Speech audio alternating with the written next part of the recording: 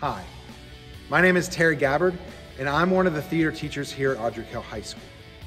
We are so excited to present our second show of the school year, Theater of the Minds, a night of radio plays. This project took our Theater 3 students a full semester to complete, where they researched and wrote original radio dramas in the style of the 1940s. I'm incredibly proud of the work that went into this, and I know you're going to enjoy it. Before we begin, I hope that you'll consider donating to AK Theater. AK Theater is supported only through ticket sales and donations, and with a lack of live theater events this year, we're in need of some financial support. There is a link in the video description below which will take you to payforschoolstuff.com where you can make your donation. Again, thank you for your time and enjoy the show.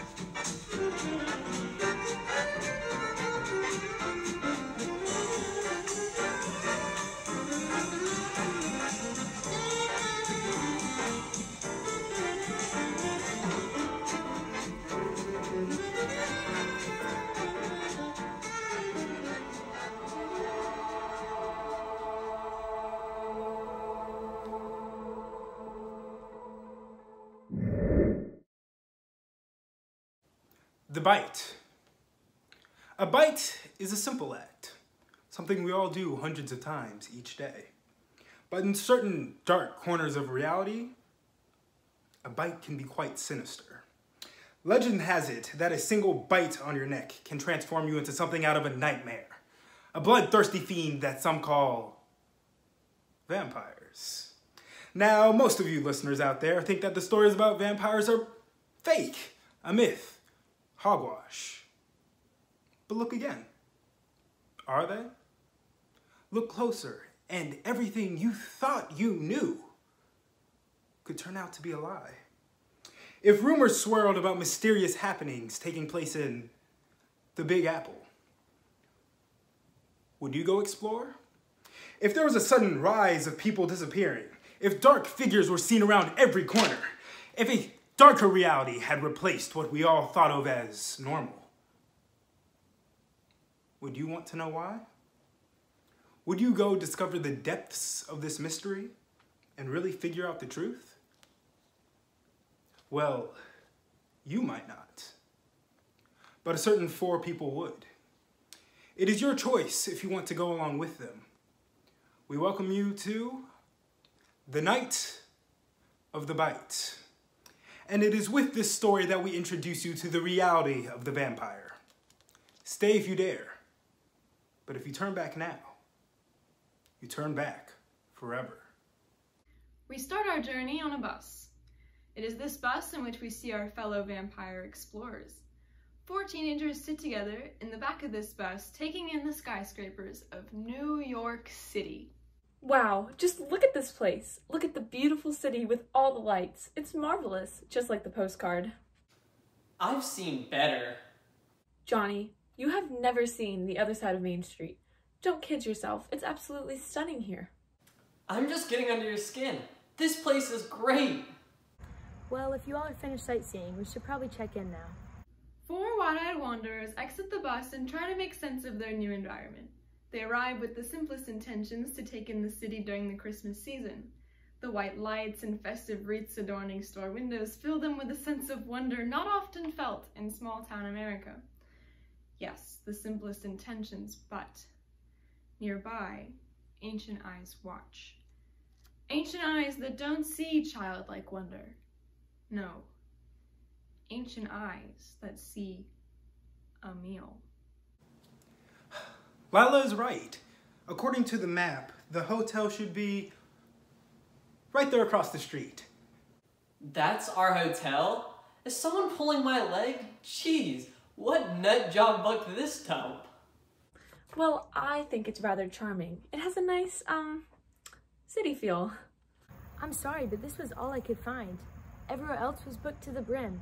Who would have thought people like going to New York for Christmas break?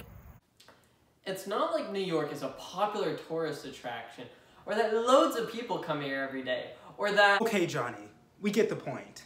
But look, we're here now.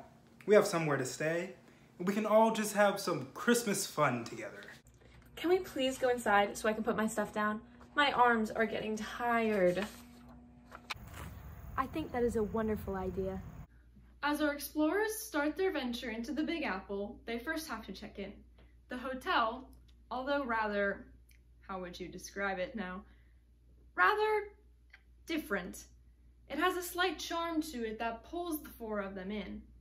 It is here where they meet Robbie, the most intriguing Norman they will ever meet. Why, greetings, my young ladies and gentlemen. How are we all doing today? We're jazzed now that we're here, of course. That's lovely to hear. Did you all have a room booked? Indeed we did. I believe it's under the last name Johnson, first name Lila. I'm guessing you must be all booked up. Well, we were until the day before yesterday. All of our other guests cancelled. You are the only one staying here for the rest of the week. All of those mysterious disappearances and everyone off. You know. Ah yes, here we are. I have the 2 rooms ready for all 4 of you. Please follow me. As Robbie leads our young visitors through the stairways of the vacant inn, the teenagers slowly take in everything around them. The portraits have eyes that seem to follow them with every step. The chandeliers hang with an unusual droop. The floorboards creak as the group walks down the hallway. However, the teens continue to follow Robbie through the narrow halls. It's with each step they take that they get closer and closer to the secrets of the hidden city.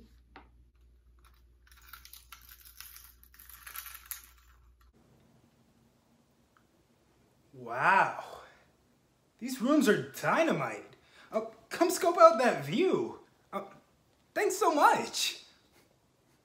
Of course. Now please be safe in the city and enjoy your trip. Hey ladies, come look at this radio we got in our room. Neat. See if you can find some great Christmas music. Maybe I can finally get Lila to dance with me. Since you all seem settled, I'll leave you to your vacation.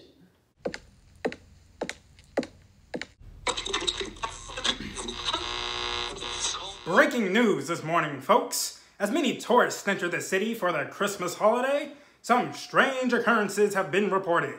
Rumors are flying about strange creatures lurking around at night, and not to mention the sudden spike in missing persons cases. While some city officials chalk this up to pranks by ill-mannered miscreants, some foreigners from exotic-sounding countries believe this sounds like the stories they were told as children. Stories of vampires, if you can believe it. NYPD asks that you keep an eye out for suspicious individuals, especially while out at night, picking up those last-minute Christmas gifts. WAKK will have the latest on the story. Stay tuned in for more updates.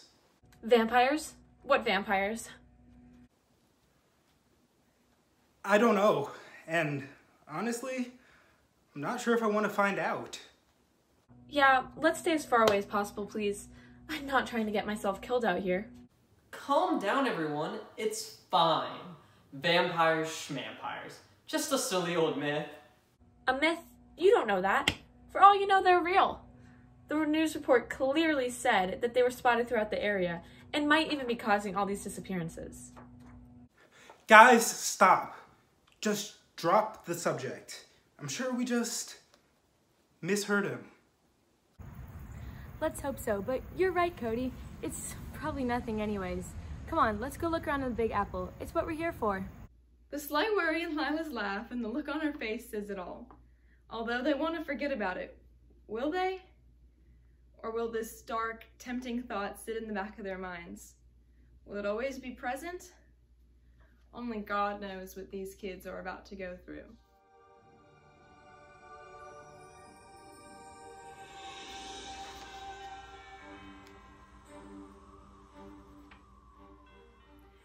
Itching to know more about the possibility of vampires, the teens find themselves walking down the sidewalk of New York City with a purpose, to acquire knowledge about these so-called vampires. They arrive outside a tall, gray brick building towards the outskirts of Manhattan. It's quieter here, less bustle of travelers exploring the tourist attractions. They reach their destination and come to a stop under a sign that reads, Main Street Library. Can someone remind me why we aren't going Christmas shopping right now? All of these festive lights and decorations, and we decided to go to this library? Aw, don't be a stick in the mud, Johnny. We'll go shopping and sightseeing after we do a little research. I promise it'll be quick. I don't like the thought of vampires. They make my skin crawl. Tessa, come on. As I said, it'll only take a minute. How are we supposed to find a book in here? There's thousands of them. Hey, look at what I found! Johnny, did you find a book on vampires? No, but I found this book with this crazy hot bombshell on the front. You are such a fathead. Remind me again why we let him come on this trip? Honestly, I have no idea at this point. He's doll dizzy. Guys, if we want to find the book that bad, we need to just ask the librarian. Okay, I'll go ask. Excuse me, Miss Librarian? Tessa starts to approach the librarian. This woman stands with a slight arch in her back. Her hair is pulled into a tight, slick bun with not one flyaway in sight. As Tessa taps this woman, she turns around. Her nose is crooked by just a little and ends with a small bump. Her face, rather wrinkly, gives no hint of joy as she meets Tessa's eyes with a stern, unwelcoming glare.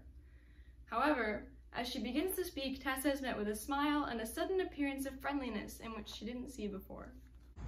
Please, call me Agnes. How may I help you, dear? We were looking for books on vampires, but couldn't find any. Do you know where they'd be located? Oh dear, I'm afraid that you've come to the wrong place. We don't particularly care for those wretched tales, although somehow they keep ending up on the shelves. Definitely not in the thriller section on the second row. Anyway, a sweet girl such as yourself shouldn't concern herself with those foul rumors. But we just wanted to find— We do not have any material of that sort, and if you keep this up, I will report you and your trouble-seeking crew to the authorities. Get out and go elsewhere. Okay, sorry to bother you. Have a nice evening. As Tessa walks back to the group, she risks a glance back at the librarian. She was met with a spiteful look as Agnes's eyes confront hers. Tessa quickly looks away as a sense of unease settled over her. It was at this moment that she began to see how foolish this hunt was. But as she didn't want to be seen as a Debbie Downer, she mostly kept her thoughts to herself. What a geezer! Well, that was kind of strange. I'm not sure what we did wrong, but now I'm even more curious. I think we should just drop it. I'm getting a bad feeling about all this. You've had a bad feeling since the start. We definitely need to look more into this. It's starting to get real good. All right, so what's our next plan? What do you think? Well, I think we should go looking for them ourselves. We don't even know where to look, Cody. Let's just enjoy our trip, and if something happens, then we can worry about it. But we came to see New York, so let's do that instead of sitting outside an old library worrying about some stupid old myth. Bummer we didn't get any books about this stuff. What do you mean? Look at what I got! Johnny, goodness gracious, you actually got a book. And it's not a romance novel, it's actually on vampires. You're finally using the old noggin. I'm so proud of you. No, I got it just because of the hot bombshell on the cover. Well, either way, it'll still help us. Let me see it, Johnny. You guys, look at this page. There's an address to an old factory, and it's not too far away from here. To an abandoned factory? No way am I going there. You don't know what could be there. Maybe an axe murderer, or even worse, a vampire. Tessa, you do realize that's why we're going, right? And you're coming with us, so don't even try to argue. Alright guys, let's go. But if I die, It's your fault. All right, guys, let's go.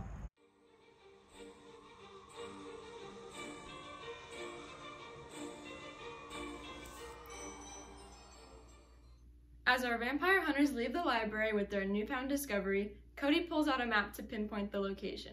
Johnny hails a cab and they all pile in. The cab is dimly lit, laced with the smell of cigarettes. Cody, who sat up front, helps guide the driver to their destination. He looks into the mirror to see Lila looking back at him. He winks at her. She blushes and looks away, and Cody smiles, but he was so distracted by Lila that he almost misses their turn. Oh, hey, taxi driver. This turn right here. I think it's over there, but it's kind of hard to tell. I can't believe you all dragged me here. We're not gonna find anything. Aww, suck it up, Buttercup. This just adds a little more thrill to our trip. And besides, there probably isn't even a... This just in. An update regarding the so-called vampires in New York City. According to our sources, there has been strange activity around the abandoned tire factory. We don't know much about the current situation, but we advise everyone to please keep their distance. We strongly recommend everyone stays home and off the streets, especially after dark. Please be safe and have a good holiday. Yep, this is it, all right. I know the police said to stay away, but let's just go see what all this fuss is really about. The teenagers stand on the sidewalk as their driver hastily speeds away. They slowly take in the dilapidated factory that stands before them. The windows have been broken in, the panes doused in cobwebs. The air is filled with a metallic tinge that, although faint, was ever so prevalent. The shadows seemed to stretch for miles in the fading dusk light, but the building itself was wrapped in darkness. Hearts racing, the group slowly made their way to a nearby door. The temperature seems to drop another 20 degrees. Sure, it's winter in New York City, but this was a different type of cold. A type of cold that only makes a chill run down their spines. This place gives me the heebie-jeebies. It's okay, Lila. Just stay close to me, and I'll protect you. I don't know if we should really be here. Maybe we should call the police?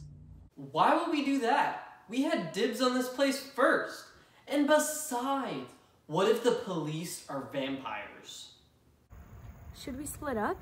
No. I'm not trying to get taken by a vampire. Stop being so dramatic. There isn't anything here but some old machinery and a few cobwebs. Now stop being such a scaredy cat. No, I'm not. I'm just a little uneasy. Tessa, I'll go with you. Johnny and Cody can go together. Ladies together, fellas together. Come on, let's get going. Wait, but I want to go with... Tough break, Dreamboat. Looks like you and me are stuck together. This place is a little creepy, not gonna lie, but what are we even looking for? Because it's all just abandoned furniture. How should I know? I just wanted to ice skate in Central Park and look at the lights in Rockefeller Center. But no, you guys dragged me along on this hogwash vampire hunt. But you ended up here, so just try and make the best of it. I wonder where the girls ended up. It's not like they could be far. And why couldn't I have gone with Lila? She's way better company than Johnny here. Ouch, that hurt. It's not like I'm standing right here or anything. Oh, I'm sorry, Johnny. It's just...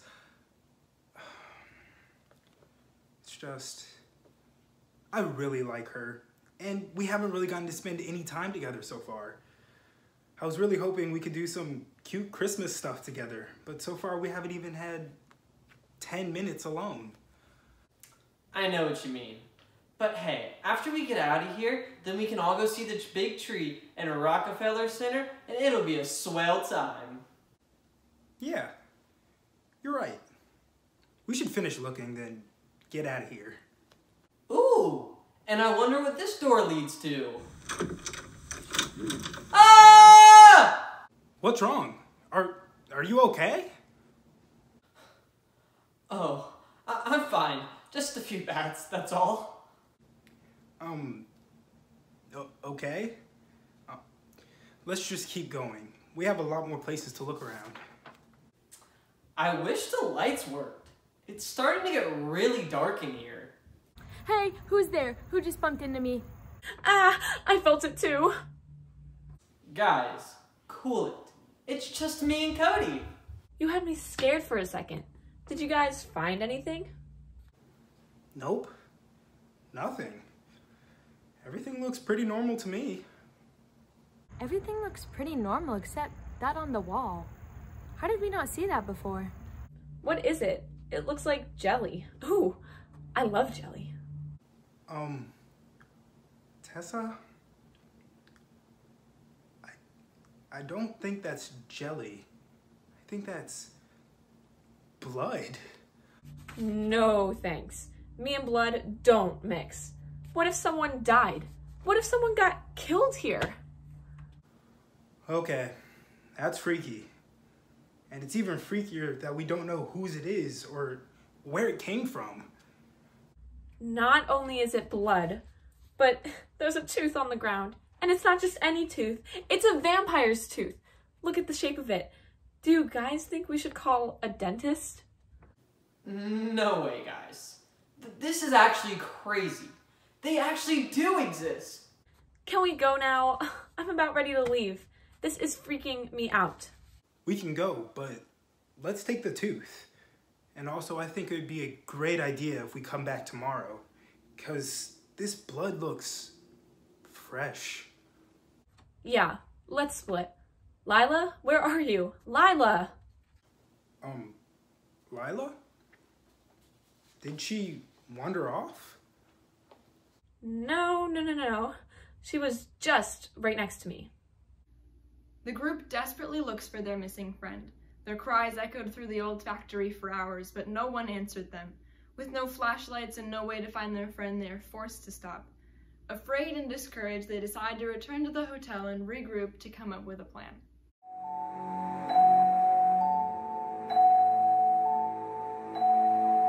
Even the hotels feel haunted. Nowhere in the city is safe. You are on my last nerve, Tessa. Stop with all this haunted junk! Let's talk about this in the room, guys. I don't want anyone overhearing us and getting suspicious. And besides, we can check the room and see if she's there.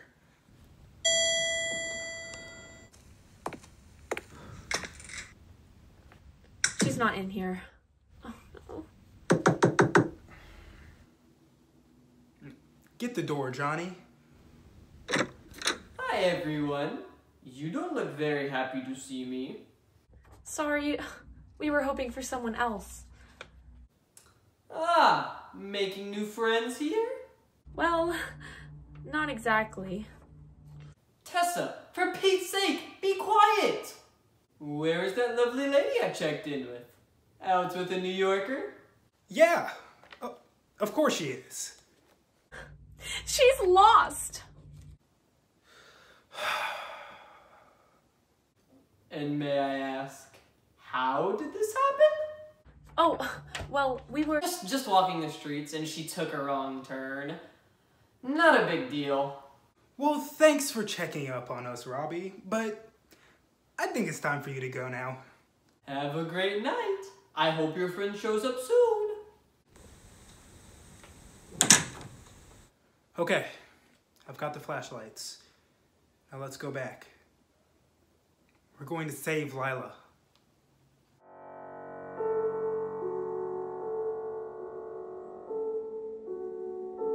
With their frayed nerves soothed a bit, they returned to the mysterious factory, armed with flashlights and determination. They entered the building with one goal, to find Lila, and they weren't going to leave without her.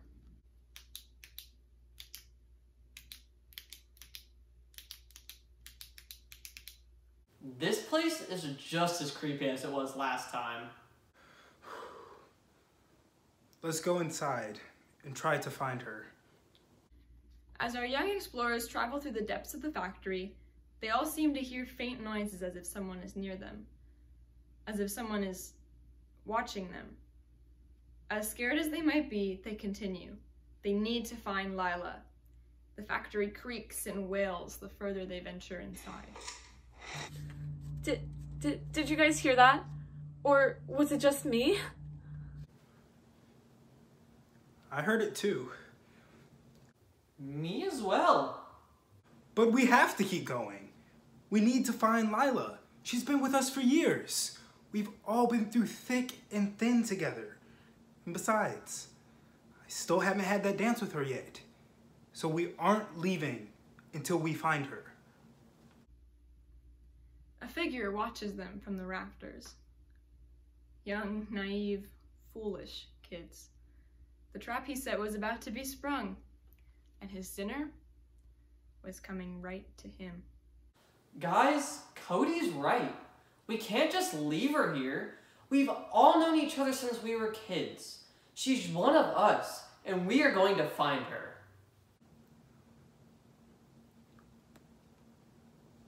Lila. Yes, Cody. We know we need to find... No, it's Lila. Lila. We've come to get you. How nice of you to come back for me.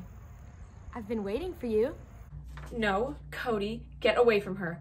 That's not Lila. Something's not right. Cody, get back. No! You're wrong. She's Lila. Cody, get back. Run!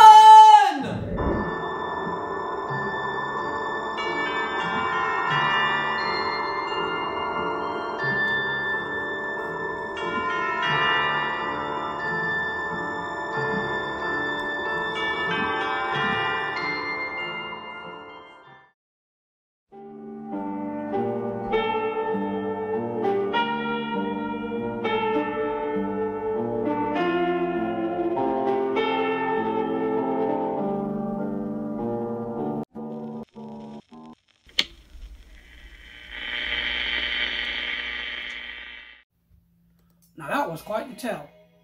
Listeners, as you take a moment to collect yourself, I would like to introduce to you a world that is unknown to many, one that is hidden in the shadows of life. But do not be fooled. This world is as true as your morning cup of coffee and as real as the articles in your Sunday paper. As we explore the terrors that lurk in this world, we recommend that you do not let your thoughts stray too far, lest we fear your life may begin to look like an episode from our show.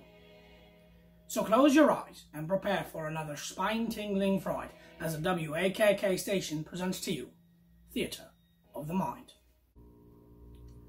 Tonight's episode opens in St. Matherin's Women's Psychiatric Hospital. What used to be an old convent has been transformed into a fully functioning asylum. While the exterior has changed very little since the renovations, the interior is now scrubbed clean of the warmth left here by the daughters of St. Matherin.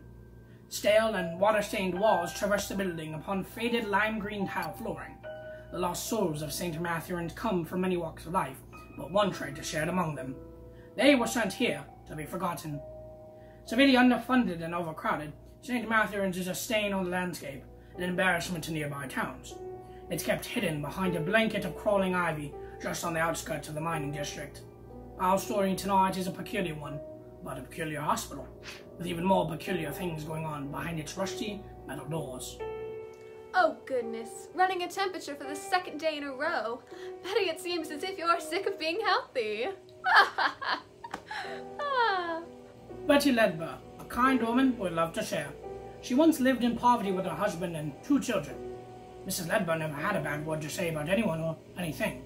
That is until the birth of her 3rd child. After this, she was struck with a horrid case of hysteria and her demeanor changed completely. Due to the growing pressure to be the perfect mother and wife, Betty's psyche broke like a twig, and the dutiful husband found that there were no better option but to send her off to St. Matherin's Women's Hospital. My insomnia just keeps getting the best of me. You'd think after everything you've done to help, I would be sleeping like a log by now. My, I'm starting to think that I'll be a blister before I get out of here. Oh, Judith dear, look at the time. You're going to be late with your meeting with Dr. Turswen if you don't quit your dilly-dallying. Betty. Now, I've learned that it's always best to keep a man waiting. You'd be surprised how easily they come crawling back once left alone for too long. But if you insist, maybe I'll be nice today. It's just... I mean, these hallways are so creepy. The air itself practically suffocates me. With the exposed piping and chipped floors, I could go on. You're mighty lucky that you get to stay in here all day, all pampered and such.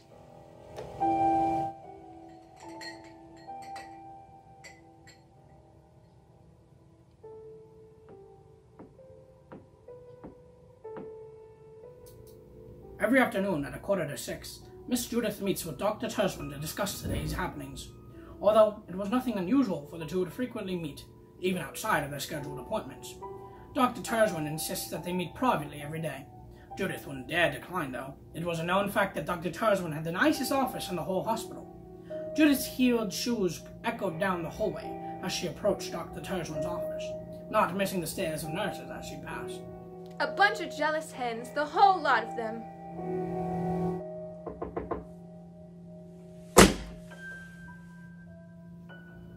She couldn't help but feel important. After all, none of those other more homely nurses were ever invited for private meetings by the doctor himself. The lovely Judith Barnsby.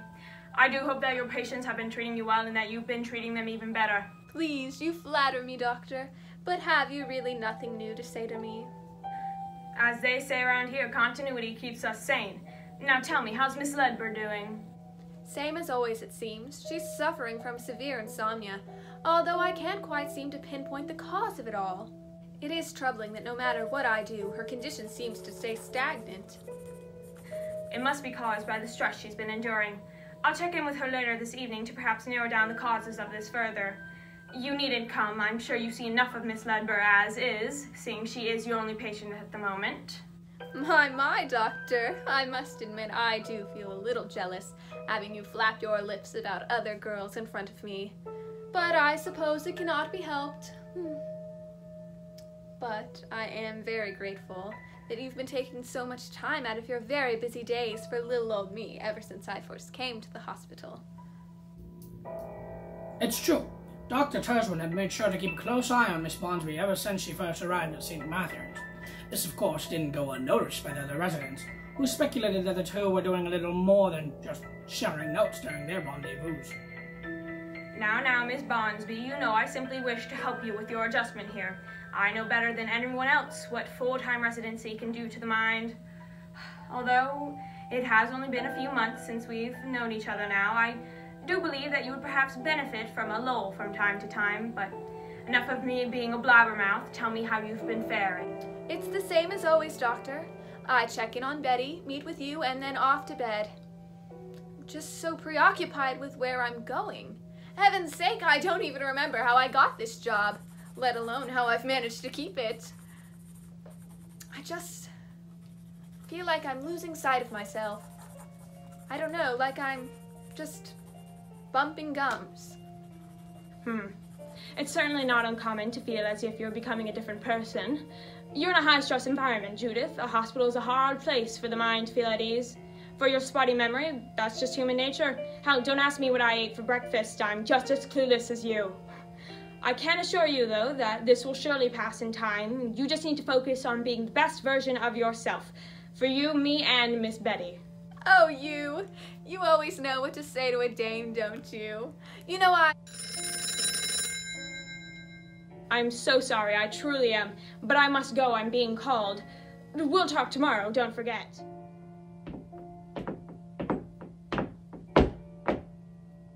Judith, dear, I'm headed to the cafeteria for dinner now. Would you like to join me? Oh, I'm terribly sorry. I'm actually far too tired, so I'll just be heading off to bed now. Well, all right. Just don't forget to set your alarm clock, all right? Bye-bye. Take care now.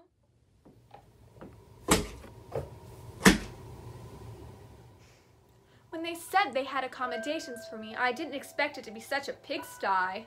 No place for a woman such as myself.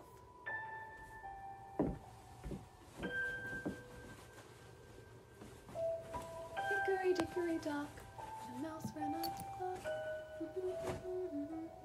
Hickory dickory dock. It wasn't necessarily that Judith did not feel entirely jolted, but she simply wished to get to her dorm before curfew. You see, at night, St. Mathurin's would come alive, and in the worst way imaginable. The walls moaned and wailed, the chipped tiled floor seemed to swallow you whole, and the smell, by God, the smell of death was overwhelming. Judith knew better than...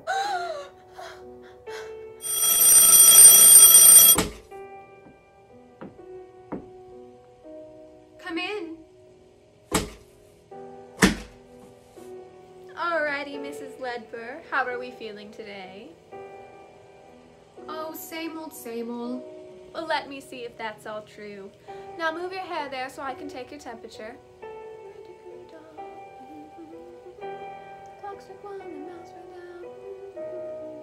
I used to sing that to my boys every night. Hickory dickory dock, the mouse went up the clock. Hickory dickory dock. The two women had so much time to fill, yet so little to fill it with, often resorting to the two simply gossiping or playing cards.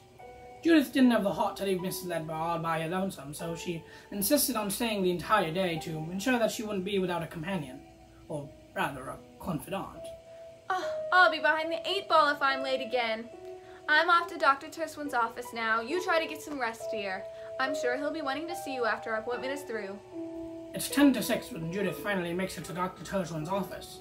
Of course, she doesn't forget to smooth out the wrinkles in her uniform before entering.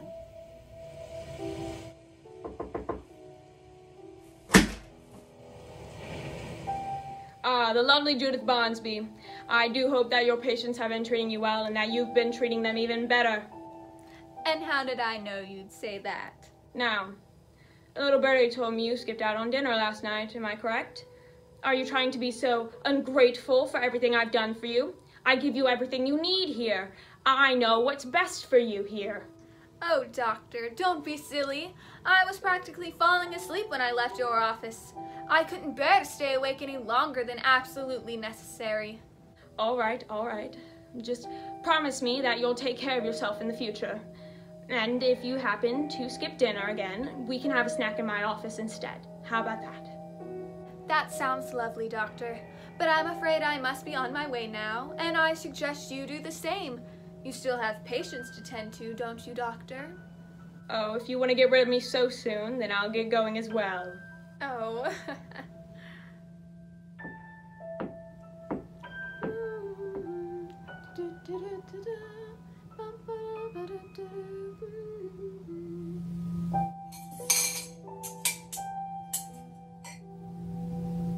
Judith was accustomed to eating alone in the dining hall, and to be entirely honest, she rather preferred the empty chairs surrounding her. Judith was one who liked to sit alone with her thoughts, but she knew that she was never truly on her own. Because without fail, she would observe the doctor standing in the doorway, just staring. Every meal, every day. Yet whenever Judith had tried to reach out to him or to gesture him to come take a seat with her, he simply laughed.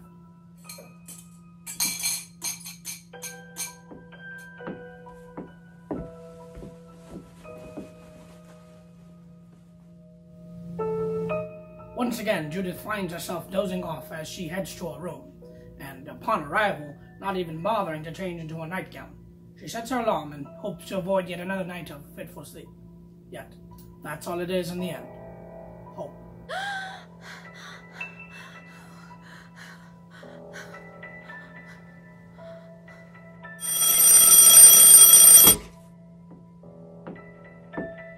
Oh, time for another hard day of work.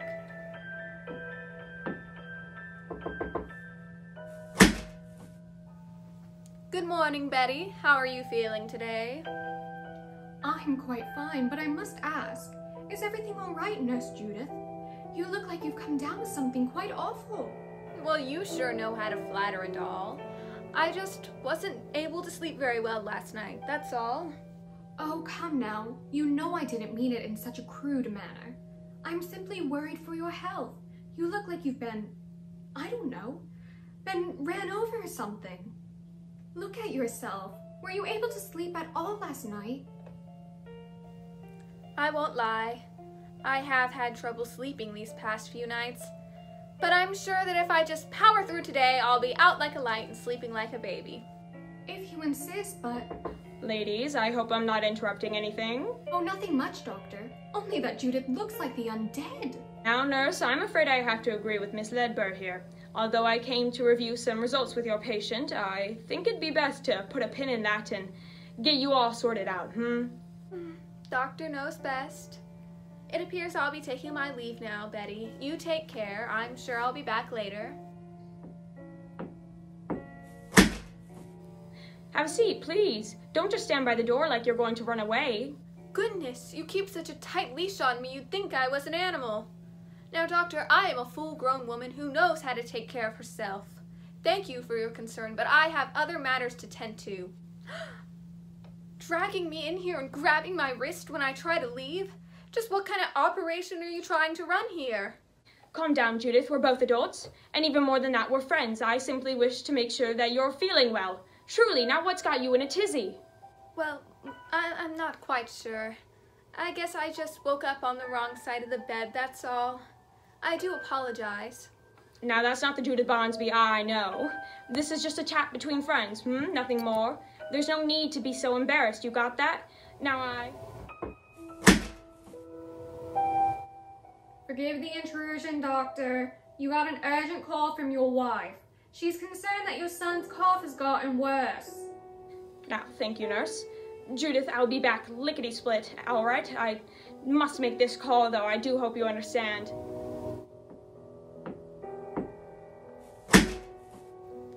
Wife, son, wife, son, wife, son, wife, wife, wife, wife? That bastard. So what? So I'm not special to him?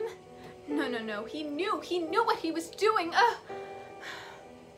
And that wife of his, does she know what her husband is doing? That he hasn't worn his ring to work, not even once? That he's making passes on his co-workers?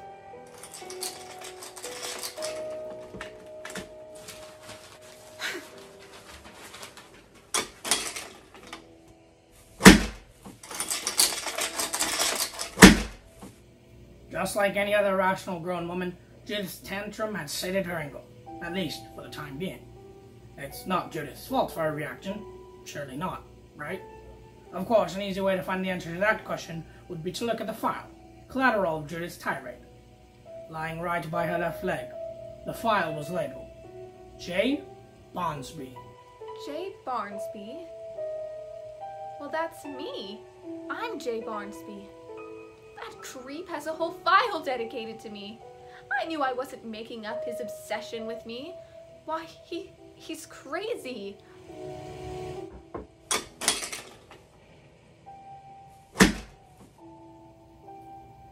Tucked away like both Judith's past and Turswen's truth, the file now lies hidden in the many folds of Miss Barnsby's uniform. What the hell happened here? Judith! Judith, what happened? Did a tornado just run through this room and this room only? Good God! Oh. I was sitting here. No, sitting there, and then these men came in, big men. They ransacked the entire place, Doctor. It was so dreadful. And when I heard you knock, I feared they had come back. Heaven knows why they would knock, but I thought it was them, so I stayed hidden right here. Yes, that's what happened, yes. Oh, okay. Let's get you out of here, Let's go have you lie down, I'll take care of Miss Ledbur today while you rest. You've been through a harrowing experience. You need to rest now. I'll have someone bring you some food and water, and then I'll make sure to check in on you during our usual time. How does that sound? Oh, of course. That sounds nice, Doctor. Oh, well, this is my room, so I'll be seeing you later this evening. Goodbye now.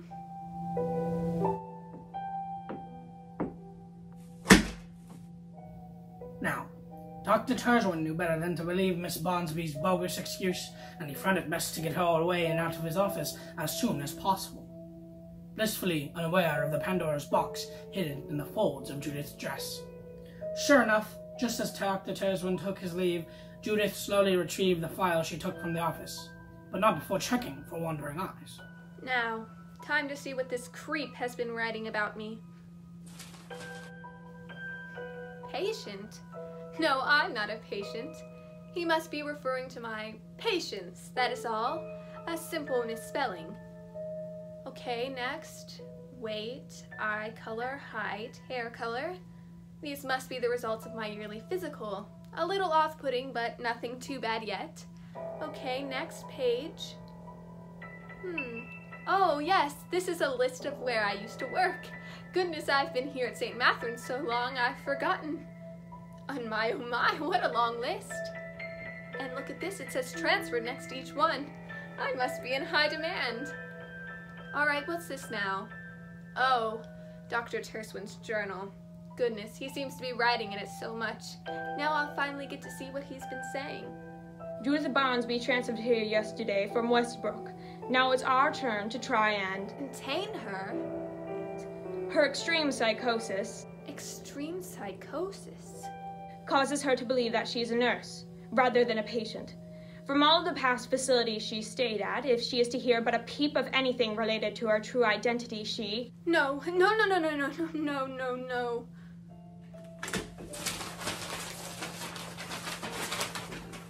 Where? Oh, Betty. He could be with Betty.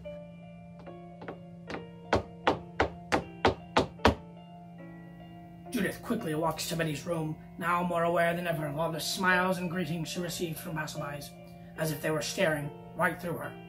And finally, arriving at Miss Ledbur's door, Miss Barnsby happened to hear the muffled conversation between Miss Betty Ledbur and Dr. Turswen. No, I can't. I'm imperfect. I haven't slipped up once. I can't do this anymore. And you're telling me what? That she knows the truth? If that's true, Doctor, then she is going to kill us all. You must know that. What about my husband and my kids? You could have stopped this, but you made me get involved when you told her that I was under her care. That I was her patient. She's crazier than I could ever be. Please, Miss Ledbur, you have to calm down. You're not the only one at risk of losing something here. All of my blood, sweat, and tears have gone into my research, and because of that goddamn call, it could all be gone. Ruined. We must be rational about this now. She won't know that we know unless we give it away. Neither of us can afford to lose our wits because of a woman whose sanity is long gone. Now Dr. Turswen, you monster! Your father was no glassmaker, and I can see right through your horrid lies. You're defiling Betty's already fragile mind. You foul grifting spiff. How dare you! Betty, now come with me. Here, take my hand. We have to get away from this man right this moment. Judith, please, I can't do this anymore. I've grown far too weak keeping up with this charade. You have to see that you're ill. Day after day, I've talked with you and I know you're not a bad person. You just need help, that's all. The doctor can give you help if you let him, but I simply cannot stay quiet when you grow mad. Please, just let me go. I wish to see my family when this is all over. To hold my children and kiss my husband once more. Betty, oh Betty, please calm down. You appear to be having some kind of mental break. You need to rest. No! We can't play this game anymore, Judith. I do not wish to die, but I do not want to continue to enable this fantasy of yours. Betty, if you cannot control yourself, I'll be forced to restrain you. Now, Doctor, while I do have some serious discontentment with you, I know that you will not sit and idly watch as a woman loses complete grip on reality. Judith, please, Miss Ledbur is right. She is my patient, and not your scapegoat from reality. And you, dear, you are not a nurse, far from it. You have a serious mental disease that is corrupting your mind to believe otherwise. You need to let us help you. No. I will not let you lie to me like this, and even more, I will not let you spread such blatant lies to my patient. Now, Betty, please calm down. Don't make me do something you won't like. Ugh! A bottle of ointment so crudely broken against Mrs. Ledbur's bedside table had now become a mosaic of red and coffee-colored glass. Its broken pieces lay around the now knocked-out Dr. Turswen and his bludgeoned head. Now, Betty, you do know this is nothing personal, right? I'm doing this for your own well-being. I'm sorry that I had to restrain you, but it was the only way for me to examine you safely. Please, Judith, this isn't you. You know that I would never do anything to you. We're friends, right? Yes, Betty, we're friends. But we cannot afford to have any accidents. Believe me, it's for the best. As Dr. Turswen began to awaken, he could hazily see Judith and Betty through his spotty vision. The doctor slowly got to his feet and pitifully limped towards the door. Yet, as fate would have it, there would be no escape. Oh, Doctor, up already. And where are you going? Please return to your seat. I don't remember allowing you to get up. Now, did I? No? Then where are you going? Off to spread more deceitful lies to guileless minds? Oh, no, Judith. I wouldn't dream of leaving. I was just coming over to assist you with your examination. I'm dreadfully sorry for not making my intentions clear, Judith, my dear. Just allow me to help, Oh, well, all right. I knew you'd come around, Doctor. You always do. Be it the risk of losing all his hard work or the way the metal utensil seemed to burn in his fist, Dr. Turswen was truly foolish to think that a mere scalpel to the shoulder would prove any real damage to an adrenaline-fueled nightmare in a nursing gown. Still, he took the only opportunity he had, and struck Judith square in the back. Oh! Doctor, how could you? How could you stab me? Don't think you understand the predicament you've put me in. You've hurt me. Now, Betty, please hand me the bottle. Betty, I'm trying to protect you. Now hand me the bottle.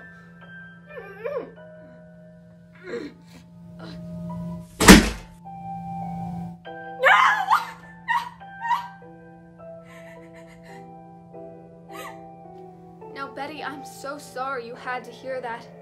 But he was going to hurt you too, yes? Now, let us continue with your treatment without any more distractions. Hickory dickory dock, the mouse ran up the clock. The clock struck one, the mouse fell down. Hickory dickory dock. Thank you, dear listeners, for tuning into WKK's Theatre of the Mind. We do sincerely hope that the shivers, squeals, and shrieks didn't tire you too much. Signing off for the night, this is Quinn Boughner. Until next time, rest while you still can.